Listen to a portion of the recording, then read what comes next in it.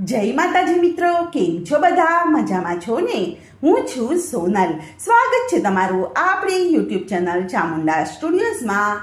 મિત્રો, આજે હું તમારી સમક્ષ લઈને આવી છું જેઠ મહિનાના અધિક માસની અંદર સુદ પક્ષમાં આવતી એકાદશી એટલે કે પદ્મિની એકાદશીની કથા વાર્તા અને મહિમા.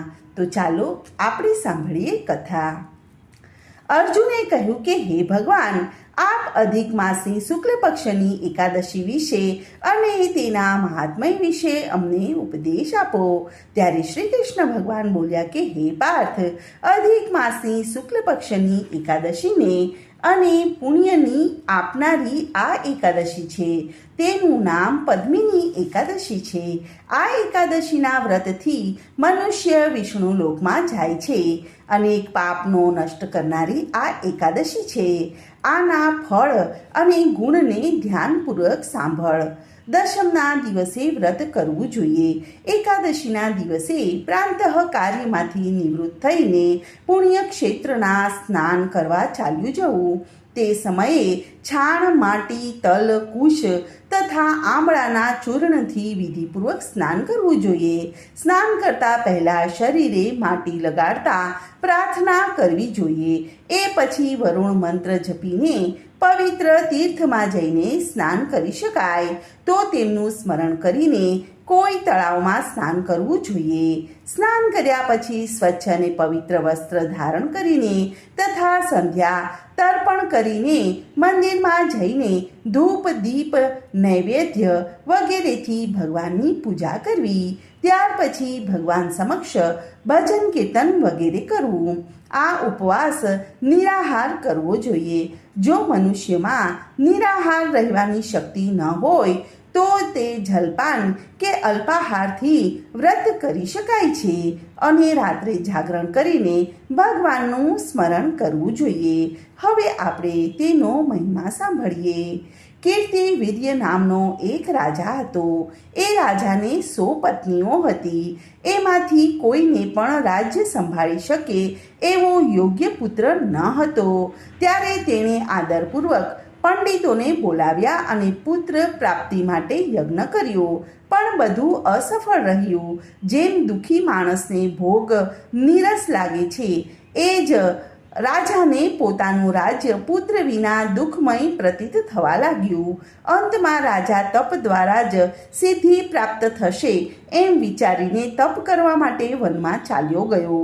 તેની પત્ની પણ વસ્ત્રો અલંકારોનો ત્યાગ કરીને પોતાના પતિ સાથે ગંધમાદદ પર્વત ઉપર ચાલી ગઈ. એ સ્થાન પર બંને 10,000 વર્ષ સુધી તપસ્યા કરી, પરંતુ તેમ છતાં સિદ્ધિ પ્રાપ્ત થઈ નહીં. રાજાના શરીરમાં ફક્ત હાડકાં જ રહી ગયા હતા.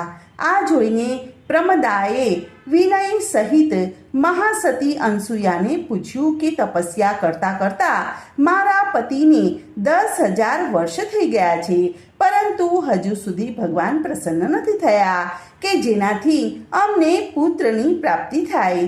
આનું કારણ શું છે? આ સાંભળીને અનસુયાજી બોલ્યા કે અધિક માસ છે જે 36 માસ પછી આવે છે. એમાં 2 એકાદશીઓ આવે છે.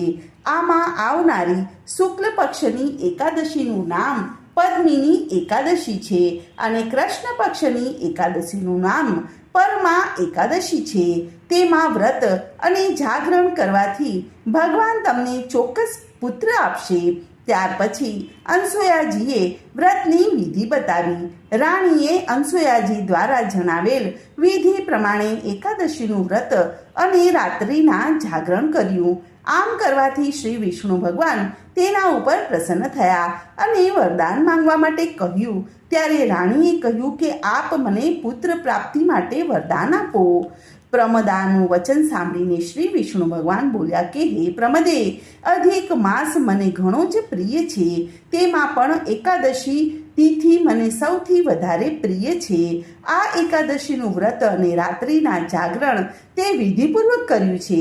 આથી હું તારા ઉપર અત્યંત પ્રસન્ન છું આમ કહીને શ્રી વિષ્ણુ ભગવાને રાજાને કહ્યું કે હે રાજેન્દ્ર, તમે પોતાની ઈચ્છા અનુસાર વરદાન માંગો, કારણ કે તમારી પત્નીએ મને પ્રસન્ન કર્યો છે. ભગવાનની મધુર વાણી સાંભળીને રાજા બોલ્યા કે હે ભગવાન, આપ મને સૌથી શ્રેષ્ઠ છો. બધા દ્વારા પૂજિત મને આપ સિવાય દેવ અને દાનવ, મનુષ્ય વગેરે દ્વારા અજેય એવો ઉત્તમ પુત્ર આપો. ત્યારે શ્રી વિષ્ણુ ભગવાન તથાસ્તુ કહીને અલોપ થઈ ગયા. ત્યાર પછી રાજા અને રાણી પોતાના રાજ્યમાં પાછા આવ્યા. તેમને ત્યાં ઉત્પન્ન થયેલ કાર્તવીર્ય પુત્ર અજેય થયો અને તેણે રાવણને પણ કેદ કર્યો હતો.